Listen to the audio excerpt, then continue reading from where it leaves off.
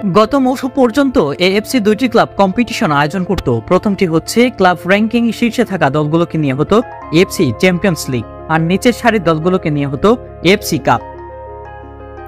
গত মৌসুমে দুটি টুর্নামেন্ট থাকছে না। এখন নতুন আদলে নতুন মোড়কে 2024-25 মৌসুমে নতুন টুর্নামেন্ট আয়োজন করবে এএফসি। বাংলাদেশ থেকে দুইটি ক্লাবের পরিবর্তে শুধু একটি মাত্র ক্লাব খেলতে পারবে, সেটা হচ্ছে প্রিমিয়ার লিগ, চ্যাম্পিয়ন লিগ প্রাথমিক রাউন্ডে খেলতে পারবে। প্রাথমিক পর্ব পার হতে পারলে গ্রুপ পর্বে খেলবে। নতুন আদলের টুর্নামেন্টে গ্রুপ পর্বে থাকছে না হোম অ্যান্ড অ্যাওয়ে নিয়মটি। গ্রুপ পর্বের খেলা হবে একসঙ্গে একই ভেন্যুতে, সেটি বাংলাদেশ হতে পারে বা অন্য কোনো দেশও হতে পারে।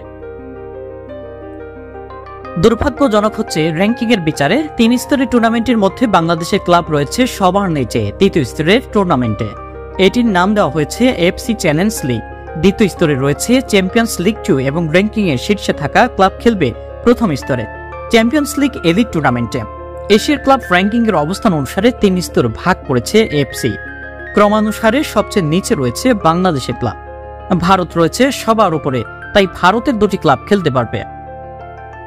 বাংলাদেশের ক্লাবের র্যাঙ্কিং নিচের দিকে, আর সে কারণে এফসির গ্যারাকলে পড়েছে।